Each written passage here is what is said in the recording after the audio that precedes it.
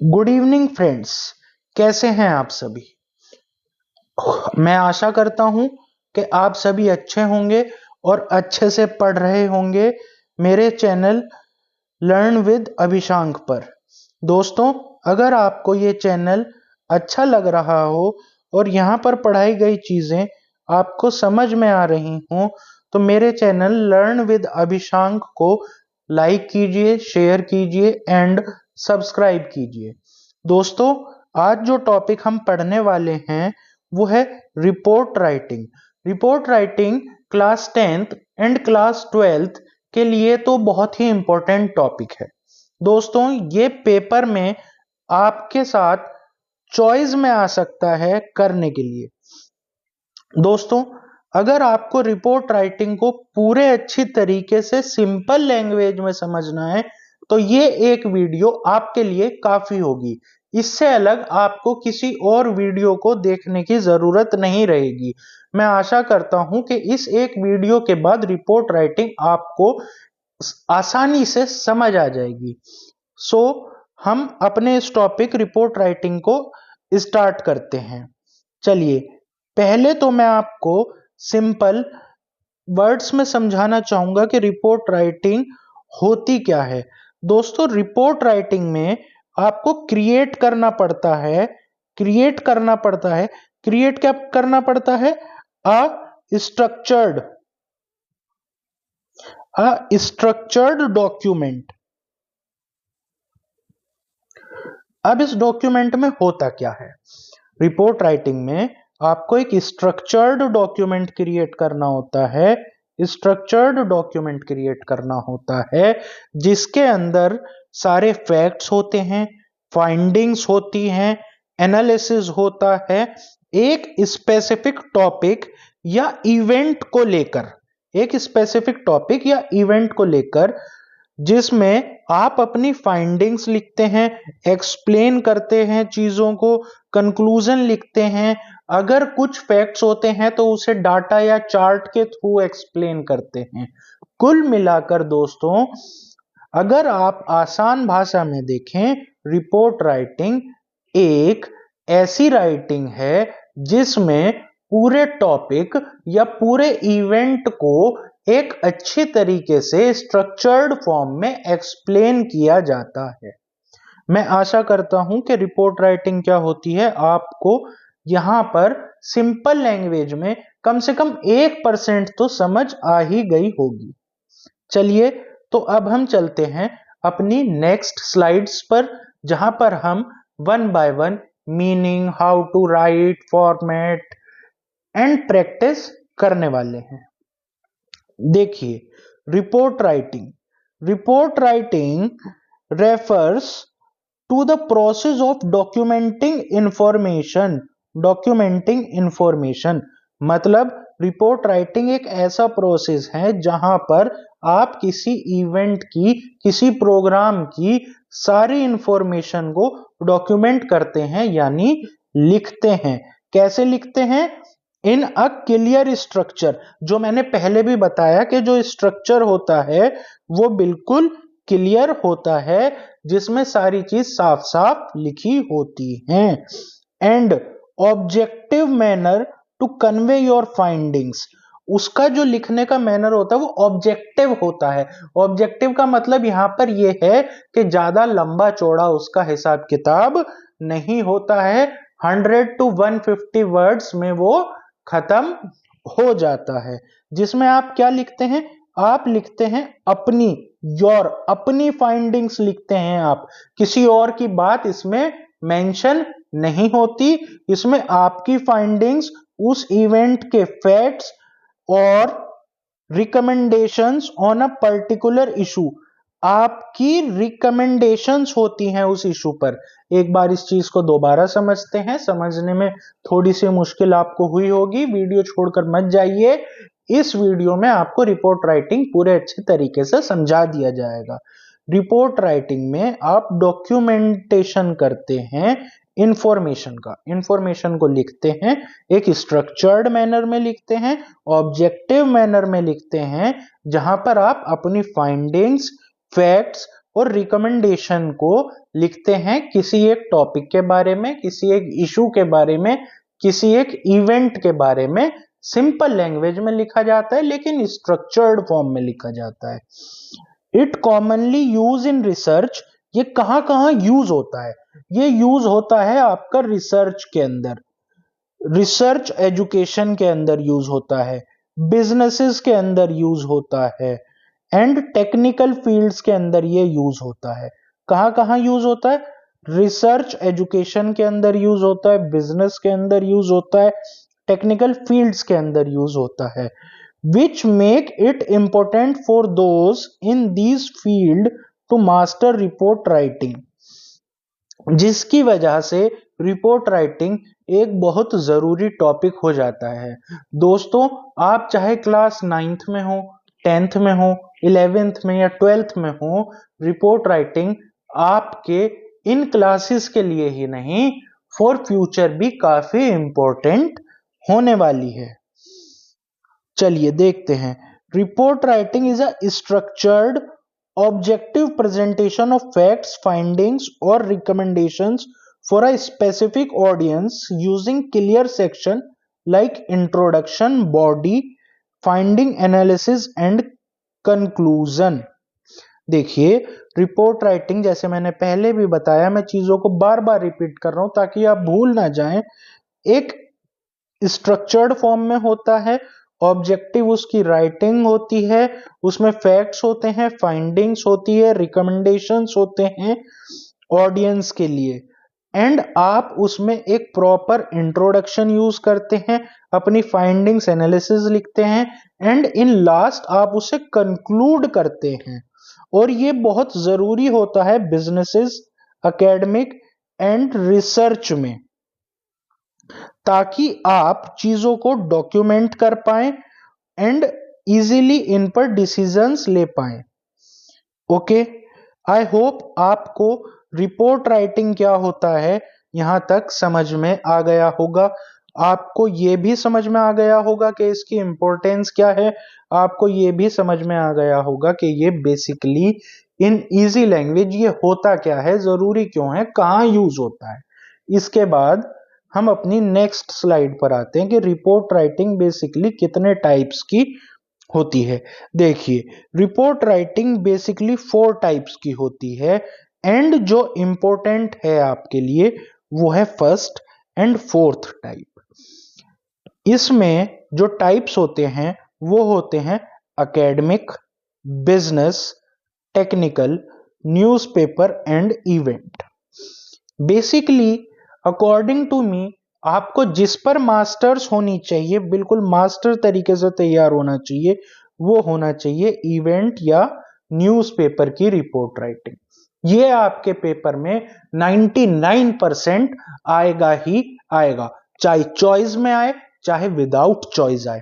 इसके बाद एकेडमिक, इसके अलावा आप बिजनेस और टेक्निकल को भी कर सकते हैं, लेकिन इन्हें आप लीव भी कर सकते हैं अगर आप जल्दी में हैं तो, लेकिन इन्हें करना भी आपके फ्यूचर के लिए काफी इंपॉर्टेंट रहेगा। चलिए, एकेडमिक में किस तरह की रिपोर्ट राइटिंग आती है? Lab report, literature reviews, case studies. देखिए बेटा, केस स्टडीज के क्वेश्चन तो वैसे भी सीबीएसई आजकल इंट्रोड्यूस कर रहा है पेपर में तरह तरह के तरीकों से। लिटरेचर रिव्यूज भी आप लिखने पड़ सकते हैं आपको पेपर में, लेकिन मुझे नहीं लगता इतनी ज्यादा नीड है। लैब रिपोर्ट्स तो पेपर में लिखने के लिए आएंगी ही नहीं। बिजनेस में आप प्रोग्रेस रिपोर्ट लिखते हैं, फाइनेंशियल रिपोर्ट लिखते हैं, मार्केट एनालिसिस लिखते हैं।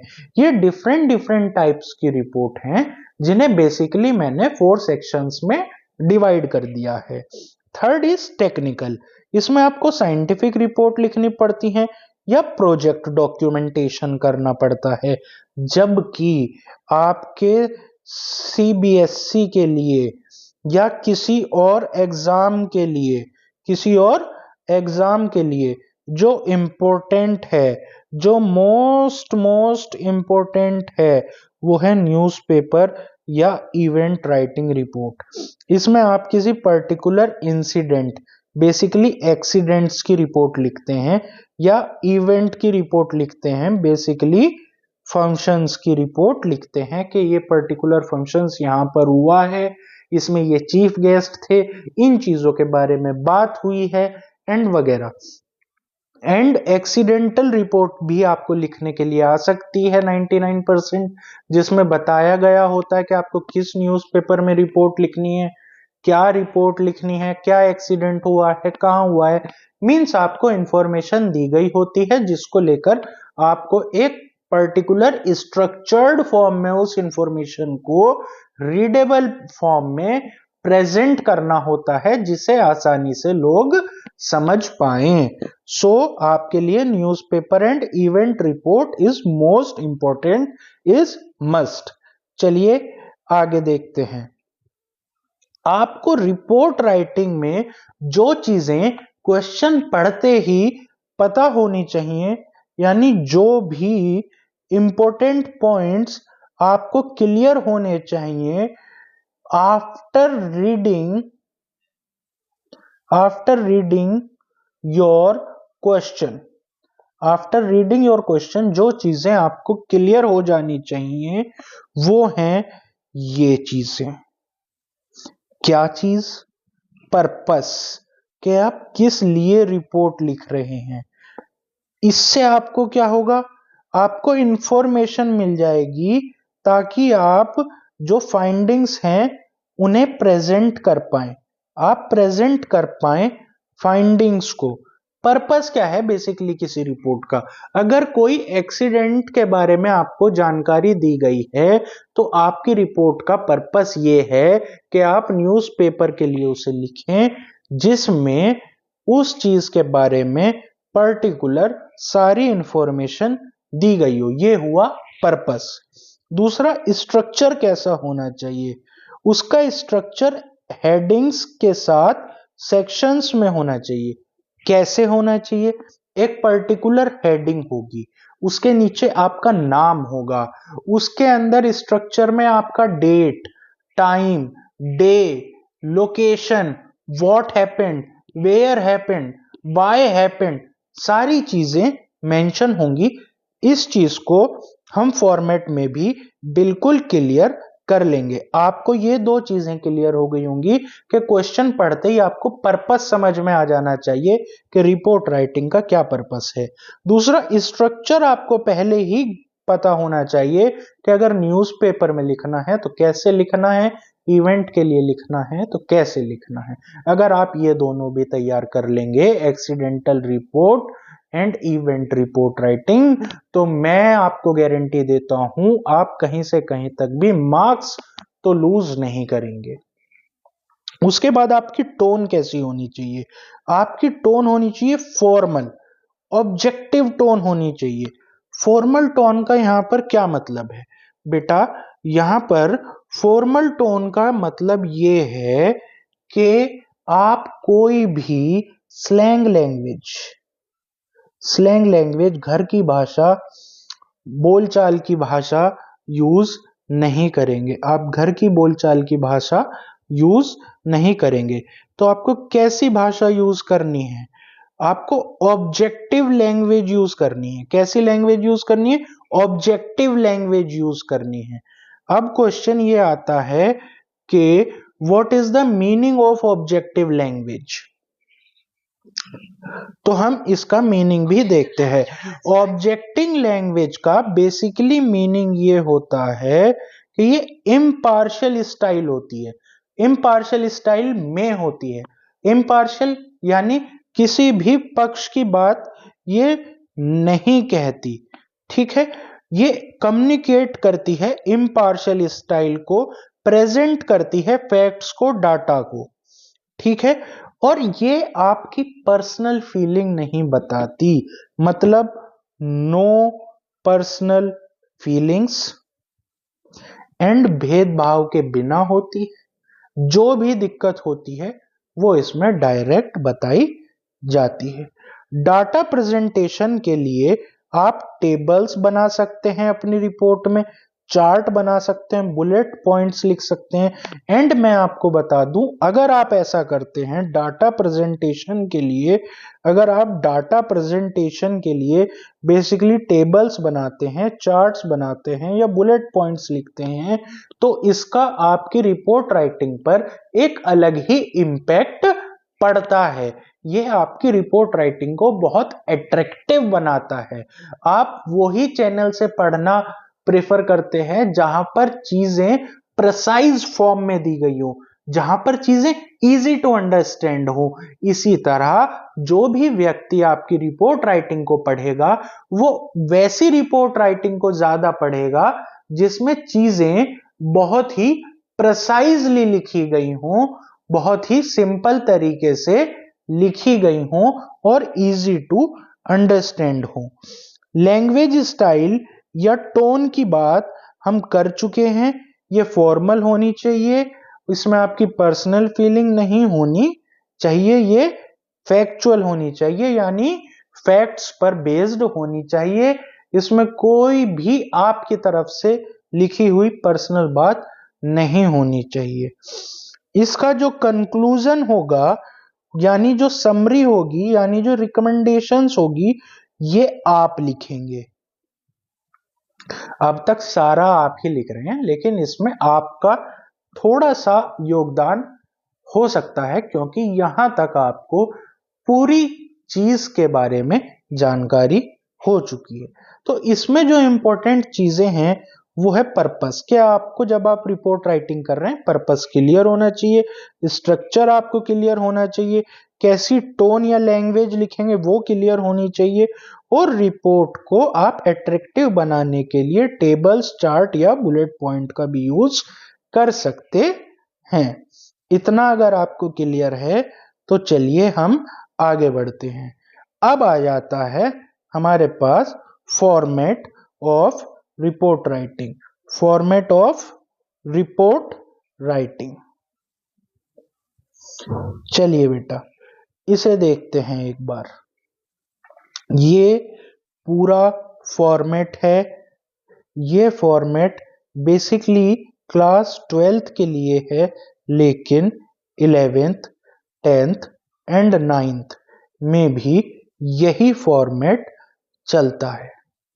देखिए, सबसे ऊपर आएगा आपका टाइटल और हेडलाइन। टाइटल और हेडलाइन में से आप कोई एक चीज लिखेंगे। जैसे इस रिपोर्ट राइटिंग में ये आ गया है आपका टाइटल, या आप इसे हेडलाइंस भी कह सकते हैं, हेडलाइन भी कह सकते हैं।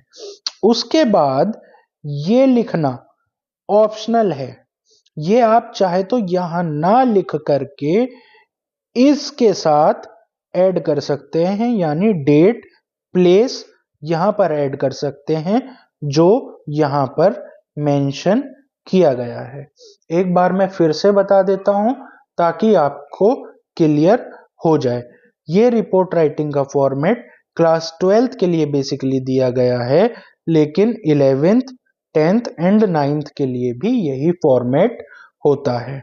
सबसे पहले आपको टाइटल लिखना होता है, सबसे पहले आपको ये टाइटल लिखना होता है, या अगर इवेंट हुआ है, एक्सीडेंट हुआ है तो हेडलाइन लिखनी होती है।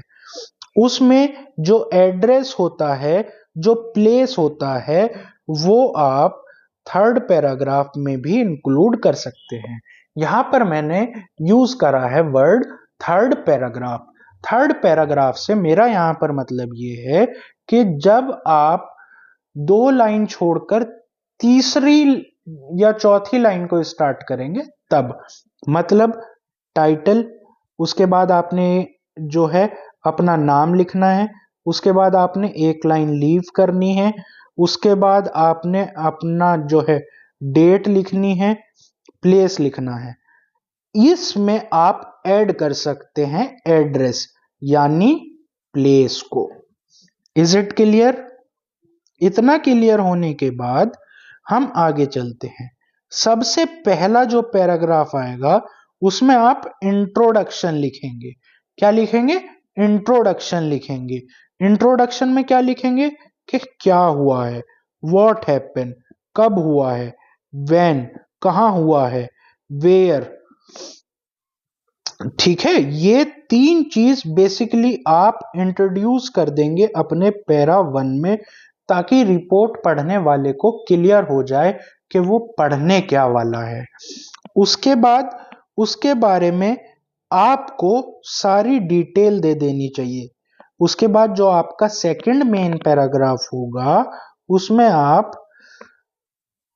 सारी डिटेल्स दे देंगे, सारी डिटेल्स इंक्लूड कर देंगे। डिटेल्स में क्या आएगा कि हु किसकी वजह से हुआ, व्हाट क्या हुआ, ये सारी चीजें आप इंक्लूड कर देंगे। और भी कोई डिटेल होगी तो वो यहीं इंक्लूड होगी, और भी कोई फैक्ट होगा तो वो यहीं इंक्लूड हो जाएगा। एंड कोई डाटा है या कोई आपका टेबल है या कोई आपका चार्ट है तो बेसिकली वो सेकंड पैराग्राफ में ही इंक्लूड कर देना। थर्ड पैराग्राफ में आप डायरेक्ट कंक्लूजन लिख देंगे। सो अब यहाँ पर बहुत सारी चीजें हमने एक साथ पढ़ ली हैं। उन्हें लर्न करने के लिए हम एक बार और इन्हीं चीजों को नेक्स्ट स्लाइड में देखने वाले हैं। यहां पर आपको सारी चीजें बेसिकली क्लियर हो जाएंगी।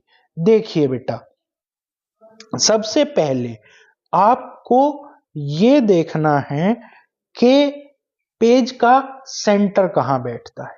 मैं अब सारी चीजें बिल्कुल क्लियर बता रहा हूं, सारी चीजें अब तक इंट्रोड्यूस हो चुकी हैं आपके लिए। एंड अब आपको पर्टिकुलर रिपोर्ट लिखनी है। अपने माइंड में ये सोच लीजिए। देखिए, पेज के सेंटर में सबसे पहले आती है हेडलाइन या टाइटल, उसके जस्ट नीचे आपका नाम। ये नाम या तो क्वेश्चन में दिया हुआ होगा या आप ABC लिखेंगे। अपना ओरिजिनल नाम आप कभी नहीं लिखेंगे। ये यहां पर दो चीजें हमारी कंप्लीट हो जाती हैं, हेडलाइन एंड बायलाइन। बायलाइन में आपका नाम, हेडलाइन में जो हुआ है वो चीज आपको मेंशन करनी है। उसके बाद आप डिटेल्स मेंशन करने लगते हैं। यही चीज आपने पिछली स्लाइड में भी देखी थी। सबसे पहले आपको क्या मेंशन करना है, date, date, place. Date and place, place कब यानी एड्रेस कब, अगर दिया हुआ हो तो। डेट एंड प्लेस अगर दिया हुआ हो तो। चलिए बेटा, अब आते हैं आगे। उसके बाद आप सारी डिटेल्स इंक्लूड करते हैं। डिटेल में आपको सारे क्वेश्चन वर्ड कवर करने होंगे, जैसे what, where, when, why, who. ये सारे क्वेश्चन वर्ड्स आपको first paragraph and second paragraph की स्टार्टिंग में कवर कर लेने हैं। सेकंड पैराग्राफ के एंड में आपको अगर कोई फैक्ट बच जाता है, कोई डिटेल बच जाती है या कुछ भी रहता है तो वो लिख देना होगा। फर्दर डिटेल आपको उसमें मेंशन कर देनी होगी। इतनी बात आई होप आपको समझ में आ गई होगी। उसके बाद अगर कोई इंटरव्यू हुआ है, किसी का कमेंट आया है या कोई फर्दर एक्शन हुआ है तो आप उसे लिखेंगे। उसके बाद अगर कोई फर्दर कमेंट आया है, इंटरव्यू हुआ है या एक्शन हुआ है, आप वो लिखेंगे। नहीं तो इसकी जगह आप जो चीज मेंशन करेंगे वो है कंक्लूजन। वो क्या है, कंक्लूजन। कंक्लूजन लिखने के बाद आपकी रिपोर्ट राइटिंग यहाँ पर खत्म हो जाती है। आई होप अभी तक आपको रिपोर्ट राइटिंग काफी अच्छे से क्लियर हो गई होगी। चलिए एक बार स्मार्ट टिप्स देख लेते हैं रिपोर्ट राइटिंग के लिए, यानी क्या चीजें अगर आप इंक्लूड करते हैं तो वो आपके लिए एक गेम चेंजर का काम करेंगी।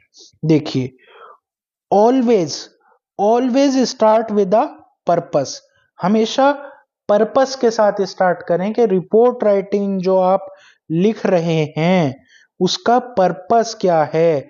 आप डायरेक्टली जंप ना करें। जंप किस पर ना करें कि क्या हो गया, पर्पस पर फोकस कीजिए। क्लियरली मेंशन कीजिए why the event was organised. Clearly mention कीजिए इवेंट राइटिंग में कि इवेंट हुआ क्यों है। डायरेक्ट स्टोरी मत बनाइए, ठीक है। जैसे फॉर एग्जाम्पल आप स्टार्ट कर सकते हैं to raise awareness. For example बता रहा हूं, फॉर एग्जाम्पल अगर कोई अवेयरनेस प्रोग्राम हो तो आप लिख सकते हैं to raise awareness about water conservation the eco club organised a rally on this. यहां पर डेट भी आ जाएगी। इसके आगे आप एड्रेस भी लिख सकते हैं, यानी प्लेस भी लिख सकते हैं। तो सबसे पहली बात, स्टोरी ना बनाएं, स्टोरी ना बनाएं। दूसरा, आप अपने पैराग्राफ्स को प्लान करें स्मार्ट तरीके से, यानी 3 पार्ट रूल बनाएं। 3 पार्ट रूल, 3 पार्ट रूल बनाना बहुत जरूरी है। इसमें बेसिकली आप तीनों पैराग्राफ को डिवाइड करते हैं कि किस पैराग्राफ में आप क्या लिखने वाले हैं। इसमें आपका 30-60-30 का रूल आप फॉलो कर सकते हैं। ये मेरा रूल है 30-60-30, क्योंकि आपको जो आपकी रिपोर्ट राइटिंग है वो 100 to 150 वर्ड्स में करनी होती है। तो आप ये रूल फॉलो कर सकते हैं 30-60-30। इसमें आपको पैराग्राफ वन में आप लिख सकते हैं what the event was. Event क्या था, कब था, कहां था, ठीक। दूसरे पैराग्राफ में आप इसकी मेन डिटेल्स दे सकते हैं, किस किस ने पार्ट लिया, उसमें क्या हुआ। इसके लिए आप बेसिकली 60 to 70 वर्ड्स का यूज कर सकते हैं।